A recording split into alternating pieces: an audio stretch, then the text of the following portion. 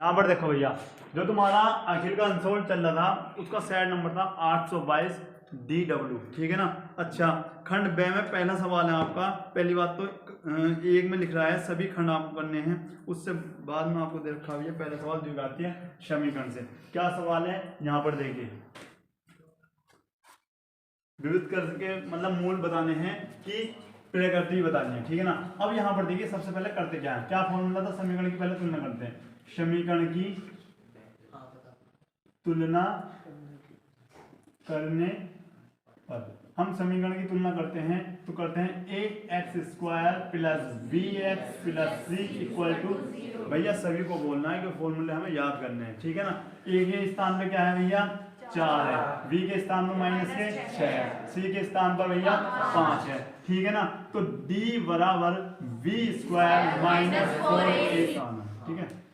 d बराबर क्या हो जाएगा प्लस के 36 माइनस 4 और 16, 16 पंजे 80। डी बराबर क्या आ जाएगा भैया माइनस के 44। अब तुम्हें बताना है डी का मान यहाँ पर 0 से छोटा है। अब मैंने बताया था आपको, चूंकि बताओ 0 का मान और डी का मान 0 से छोटा है, तब हम मूल हमारे प्रकृति क्या होती है ये बताना है। क्या काल्पनिक होती है। इसका मतलब मूल वास्तविक नहीं होंगे, असमान होंगे या फिर काल्पनिक होंगे, ठीक है ना। लिख सकते हैं ना। तो क्या लिखना है, काल्पनिक होंगे, ये आंसर क्या दे रहा है, वास्तविक नहीं है। लिख सकते हैं वास्तविक नहीं है, इसका मतलब असमान है, ठीक है ना। नोट करो जल्दी भैया। नेक्स्ट क्वेश्चन जो है तुम्हारा वो है भैया रचना से, और आप कह रहे हो रचना आपकी हट गई है। तो तीसरा क्वेश्चन देखते हैं, पहले का तीसरा। हाँ सी क्या है दे रखा है भैया आपको, cos a minus B equal to √3/2, और यहां पर दे रखा है आपका sine a plus B equal to √3/2, ठीक है ना। और 0 डिग्री ये आपको कुछ दे रखा है, वंदना बेटे इधर देखो, ठीक है ना। क्या है आपका ये, ठीक है। सबसे पहले करते क्या है, हमें a का मान ज्ञात करना है, ठीक है ना। और a का मान जो a और b का मान जो आपका आना है उसका योगफल वो 0 से बड़ा और 90 से छोटा या 90 के बराबर आ सकता है, ठीक है। अच्छा, कोस a माइनस बी, भैया सभी का टेस्ट ले जाएगा, कोई किसी को बताने का नहीं है। मुझे बता दो भैया, नितिन बता दो कि कोस में √3/2 किसका मान है, जल्दी से। 10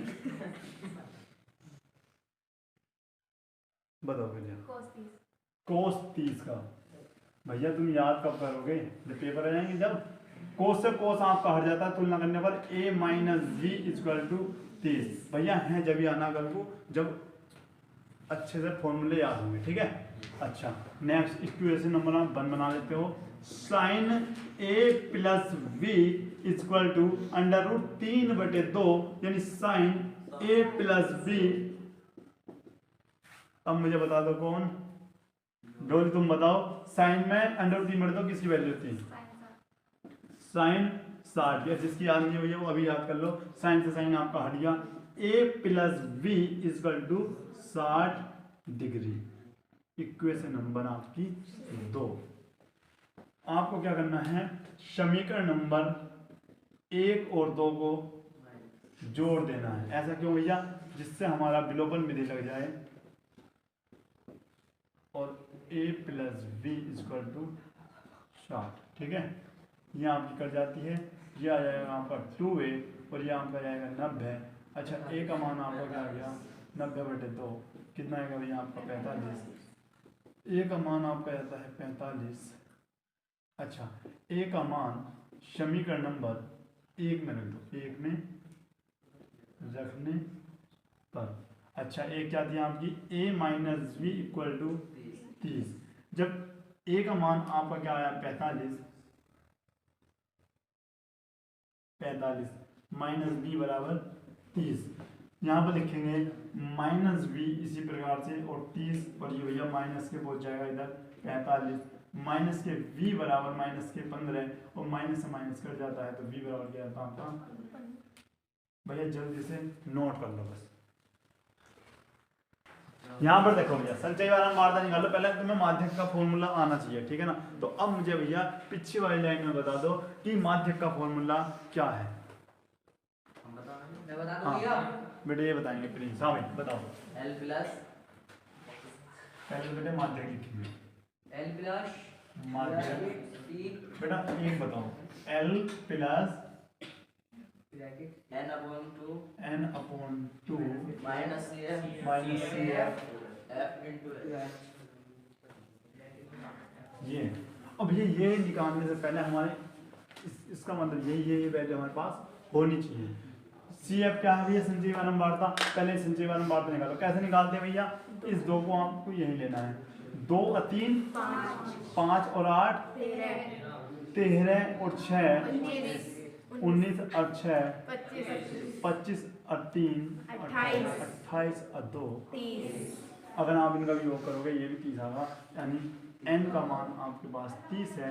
तो भैया n अपॉन 2 का मान आपका 30/2, ये आपका जाएगा भैया 15 है। अब मुझे ये बता दो 15 13 से ज़्यादा है और यहाँ पर हम मारते टिक और यहाँ पर अच्छा 19 के सामने हम लेते हैं f और ये आपका L1 और ये आपका L2।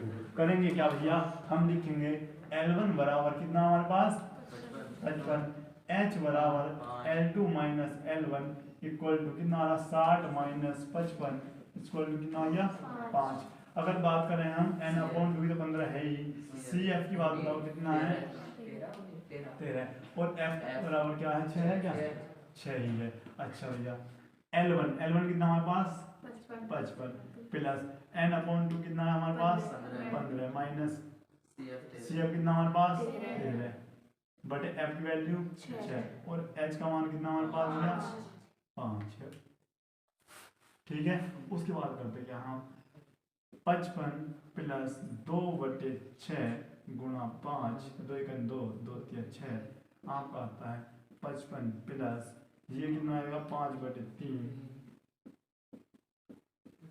3 ही करना 3 3 6 18 3 6 18 यानी आंसर चेक करो 56/6 यही है क्या नोट करो। अब यहाँ पर देखो क्वेश्चन क्या है, ध्यान से सुनना सब। दो अंकों की एक संख्या के अंकों का योग 9 है। इस संख्या का 9 गुना संख्या के अंकों को पलटने से बनी संख्या का 2 गुना है, वह संख्या ज्ञात कीजिए। मात्र 2 नंबर में है और कक्षा 8 में अगर तुमने पढ़ा होगा तो 6 नंबर में आया होगा क्वेश्चन ये, ठीक है ना, ठीक है ना। अब यहाँ पर देखते हैं, अब हमें क्या ज्ञात करना है, हम देखते हैं माना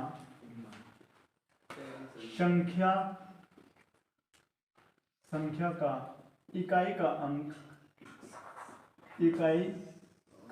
अंक बराबर x है तथा दाहिनी का अंक y है, तब वह संख्या बराबर क्या होगी भैया x प्लस 10y। ठीक है, किसी को अगर यो बात समझ में नहीं आई है तो अभी बता दो, ये मैं बता दूंगा, बताता हूँ। जैसा आप आता भैया 56, इसमें इकाई का अंक क्या है, दहाई का अंक क्या है, तो आप कहोगे भैया इकाई का तो आपका 6 है और ये भैया आपका है 50, तो हम लिखेंगे 50 प्लस 6। इसको भी हम बदल के लिख सकते 6 प्लस 10 गुणा 5। ठीक है, तो कहने मतलब ये 6 आपका x है, ये आपका y है, ठीक है, और 10 तो आपका क्या है ढाई है। ठीक है ना, आ रही बात समझ में। अच्छा, अगर मैं बात करूं आपकी 165 की तो 5 प्लस 6 गुणा 10 प्लस 100, या अगर है 2 होता ना तो ये 2 गुणा 100 ऐसे लिखते हैं हम इसको। तो ये हो गया आपका इकाई का अंक, ये दहाई का, ये सैकड़ा, ऐसे। आ रही बात समझ में। इसी प्रकार इकाई का हमने x मानना है और दहाई का y और 10 क्यों आया पता लिया ना, 10 क्या है ढाई है भैया, बहुत सुंदर। अच्छा, अगर हम बात करें शर्त फर्स्ट की, तो शर्त फर्स्ट में कहा है x plus Y equal to 9, equation number first. उसने कहा है उन अंकों का योग कितना है आपका 9 है। अच्छा, अब लिखते हैं प्रश्नानुसार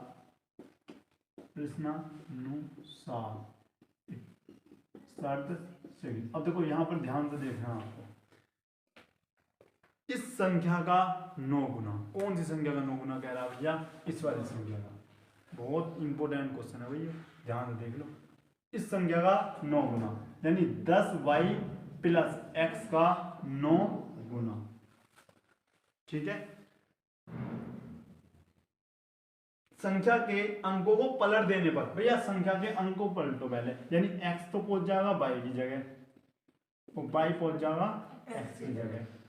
अंक पलट गए, अंकों को पलटने के 2 गुने के बराबर है, इसका मतलब इसके 2 गुने के बराबर है। जिसने ये कंडीशन सही लगा दी उसका आंसर है सही हो गया। अब सबसे बड़ी बात देखो, इतना लंबा सवाल में मात्र 2 नंबर में दिया। अब विनीत को 2 बार जम्भाई भी आ गई इस चक्कर में। 2 से 9 से अंदर गुणा करो, 9 ढाई 90y और 9x बराबर 20x प्लस 2y। विनीत सही में आई आ गई तो ठीक है। अच्छा, अब करेंगे क्या भैया, हम क्या करेंगे, इसे इधर ले आओ। जब हम इधर लाते हैं, या फिर ऐसा करो कि चलो जैसा करो कर लो, इसे आप इधर ले आओ और इसे भी इधर ले आओ, या एक को ले आओ, या ऐसा करो 90y माइनस के 2y बराबर 20x माइनस के 9x। क्या होगा भैया यहाँ से 88y और ये कितना बच जाएगा भैया आपका 11x। अब इसे आप हटा सकते हो, सही में तो आ गया ना। ये आपका आ जाएगा भैया y बराबर क्या है 11/88x, ठीक है। 11 करना 11 11 88, यानी y का मान आप x/8 रख सकते हो, या फिर या करके लिख दो x बराबर ये कितना हो जाएगा 8y, ठीक है, ये भी रख सकते हो। अब यहाँ पर लिखते क्या है, x का मान समीकरण नंबर 1 में रखने पर, जब आप 1 में रखते हो तो एक क्या है x plus Y equal to 9, तो x की जगह आप रख सकते हो 8y प्लस y बराबर 9, ये आपको आता है 9y इक्वल टू 9, y बराबर 9 का ना 9, y का मान आपको आता है भैया 1। आपको करना क्या है, y का मान समीकरण नंबर फिर से 1 में रखना है, या समीकरण नंबर 2 में रख दो, और 2 कहाँ है भैया जी। y का मान समीकरण नंबर 2 में रखने पर, जब आप 2 में रखते हो तो x बराबर 8 गुणा y है ना, तो x बराबर 8 गुणा 1, x का मान आ जाता है आपका 8। तब अभिष्ट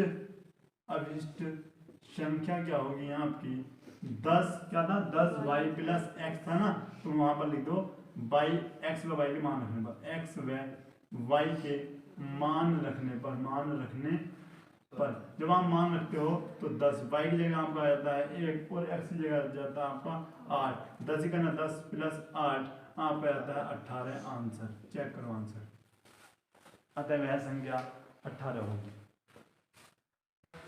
भैया इसमें क्या निकालना आपको, क्वेश्चन नंबर आपका 1 का f है निम्नांकित आंकड़ों का बहुलक ज्ञात कीजिए।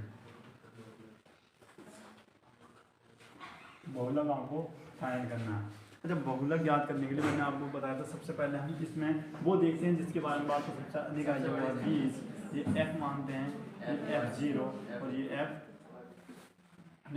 f2 और ये आपका f1, ऐसा मानना होगा, ठीक है ना।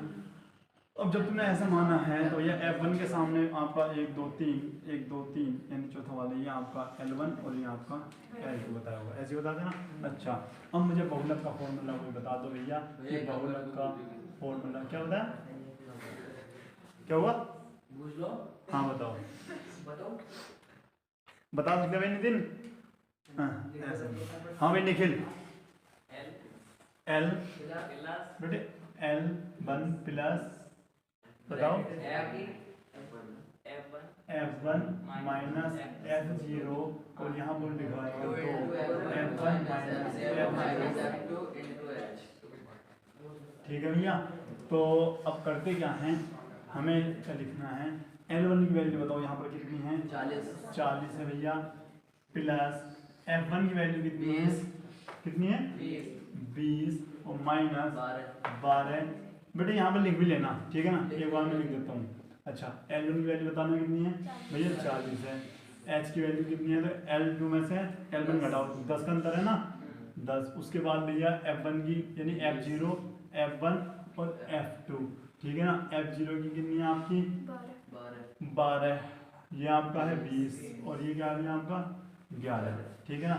अच्छा, 2 गुणा 20 माइनस F0 की वैल्यू आपकी 12 है, माइनस उसके बाद F2 की वैल्यू आपकी 11 है, और गुणा में S की वैल्यू कितनी है आपके पास, 10। ठीक है भैया, यहाँ पर देखो 40 प्लस 8 40, और ये कितने जाएंगे भैया आपके, माइनस के 3 और 2 23 गुणा 10। भैया कमेंट बॉक्स आंसर देना नोट करो। अब देखते हैं दूसरे का पहला क्वेश्चन। दर्शाइए कि एक धनात्मक विषम पूर्णांक 4q प्लस 1 या 4q प्लस 3 के रूप में होता है जहां q एक पूर्णांक है। भैया ये आपके पाठ्यक्रम से वैसे तो हट गया है, लेकिन अब अगर आपको करना है तो आपकी NCERT का ये एग्जाम्पल है, ठीक है ना, देख लेना। अच्छा, दूसरा क्वेश्चन भी आपका हट गया है, पाठ्यक्रम में नहीं है, दिख रहा है। अब देखते हैं आपका ए में भैया आपके 2 थे, दोनों ही आपके हट गए हैं। ये आपको NCERT की बुक में मिल जाएगा, और ये यूक्लिड विभाजन का क्वेश्चन था, इसमें दे नहीं रखा, ये लिख रखा पाठ्यक्रम में नहीं है। बी देखते हैं, बी क्या है, एक सीधा राजमार्ग एक मीनार के पाद तक जाता है। मीनार के शिखर पर खड़ा एक आदमी कार को 30 अपनयन के कोण पर देखता है, जो मीनार के पाद की ओर एक समान चाल से चलता है। 60 सेकंड बाद कार का अपनयन कोण 60 डिग्री हो जाता है। इस बिंदु के से मीनार के पाद तक पहुंचने में कार द्वारा लिया गया समय।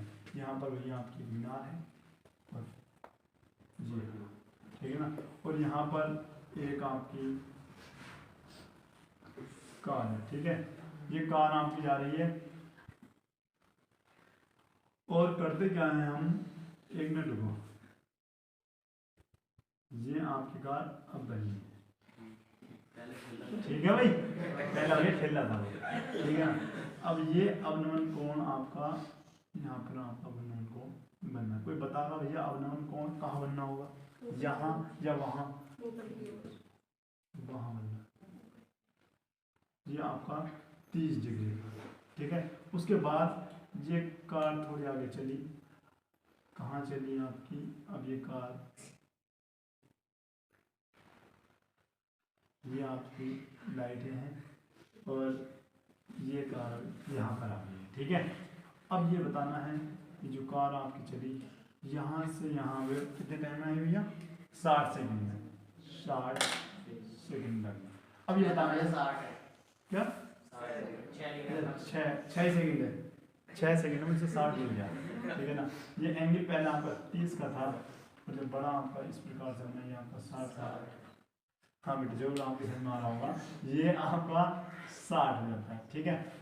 अच्छा, तो ये जानना चाह रहा है कि यहाँ से यहाँ तक आने में जब 6 सेकंड लगी हैं, तो यहाँ से यहाँ तक मीनार तक पहुँचने में कितना समय आपका लगेगा। ये आपकी मीनार है, इस प्रकार बताओ, समझ में आया या नहीं, ठीक है। तो हमने मान लिया यहाँ तक आने में कितना समय लग रहा है, 30 सेकंड, 30 सेकंड का समय यहाँ पर लग रहा है। तो हिंदी तो लिख सकते हैं ना, दिया है ये, तो आपको सबको लिखना है, मैं भैया डायरेक्ट क्वेश्चन करवा रहा हूँ कैसे करना है। हमने मान लिया मीनार की जो ऊंचाई है वो हमने h मान ली,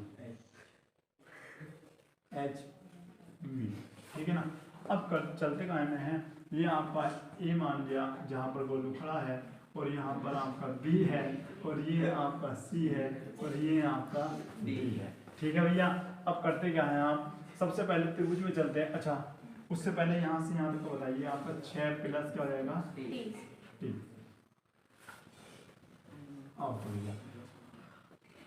अब चलते हैं त्रिभुज A बी डी में। जब आप ए बी डी में जाते हो तो सबसे पहले आप लिखते हो टेन थीटा इक्वल टू आपका होता है लंब बटे आधार। जब आप लंब बटे आधार लिखते हो तो टेन कितना दे रखा बराबर लंब क्या है आपका एच और भैया आधार क्या है आपका 6 प्लस टी। टेन 30 की वैल्यू भैया बिल आप बता दो, हालांकि नजला हो रहा है आपको दिक्कत है, हम समझ सकते हैं, बताओ टेन 30 की वैल्यू। नितिन ऐसे करोगे भैया, ऐसे एग्जाम पास करोगे तो निशान ना पता। अच्छा आते हैं 1/√। हाँ अच्छा h प्लस 6t भैया देखो 6t आपका यहाँ पर जाता है और ये आपका यहाँ पर जाता है तो t प्लस 6 बराबर। अच्छा एक मिनट रुको, यहाँ से हम क्या करें, यहाँ इसको मत भेजो, केवल h का मान निकालो। h बराबर क्या निकलो 6 प्लस t बटे √, इतना निकालो बस, ये आपका है ठीक है।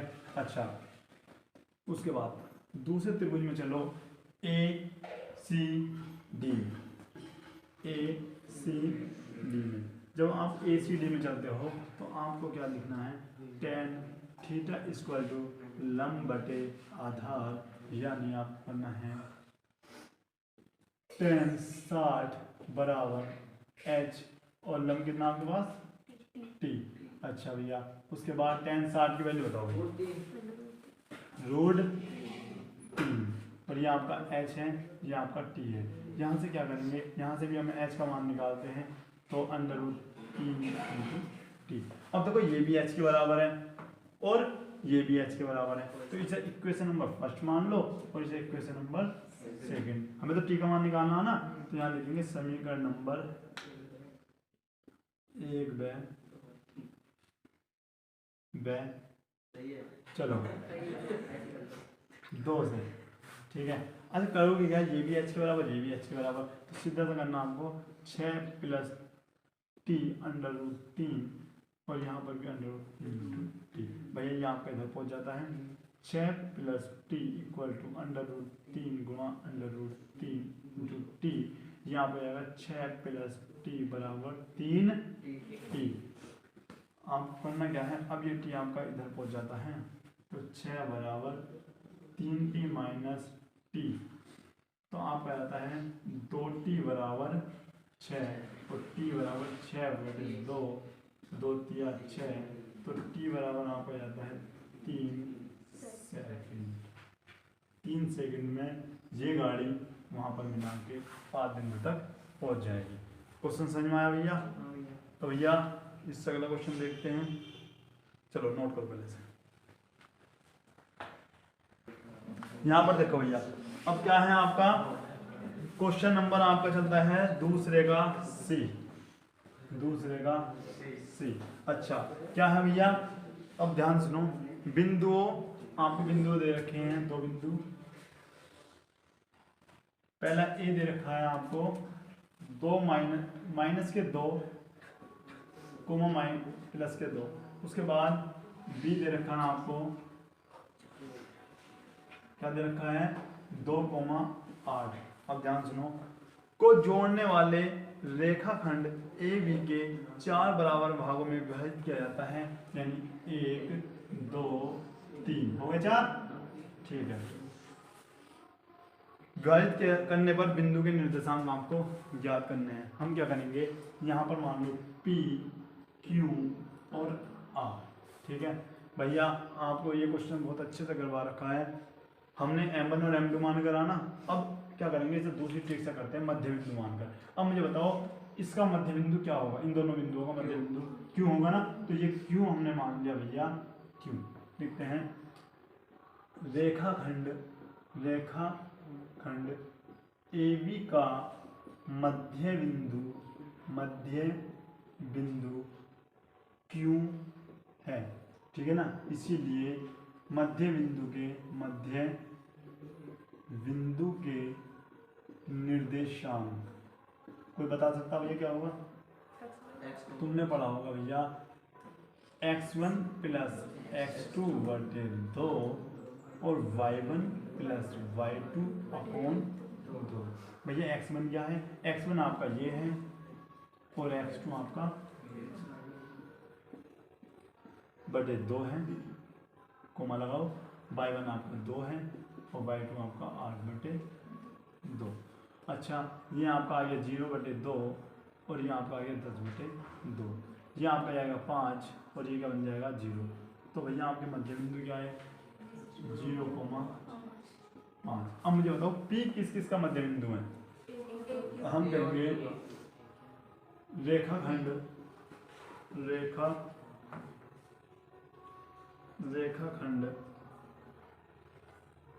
AQ का मध्य बिंदु कौन है? P है, ठीक है ना। तब P के निर्देशांक क्या होंगे भैया आपके? हम लिखेंगे यहाँ पर डायरेक्ट लिखता हूँ मैं -2 प्लस 0 बटे 2 कोमा +2 प्लस 5 बटे 2 यानी -2 बटे 2, 2 × 2 और यहाँ पर जाएगा कोमा 7 बटे 2, यहाँ पर जाएगा -1 कोमा 7 बटे 2। ठीक है। अच्छा भैया, ये होमवर्क आपका है कि इसके निर्देशांक भी आपको लिखने हैं। कितने क्वेश्चन दिए मैंने IW में? अच्छा, एक और दिया दिक्कत है, ठीक है ना। तो भैया कैसी रही क्लास आज की? बेटा सभी को कमेंट बॉक्स में आंसर देना है और सबसे पहले जो आंसर देगा उसका नाम यहाँ पर बोला जाएगा, ठीक है ना। सबको ध्यान रखना है, जो IW दिया है वो करना है, ठीक है ना। और जिसके बाद भी आंसर नहीं है वो आंसर जरूर खरीदें। तो मिलते हैं नेक्स्ट वीडियो में, तब तक के लिए जय हिंद, जय भारत।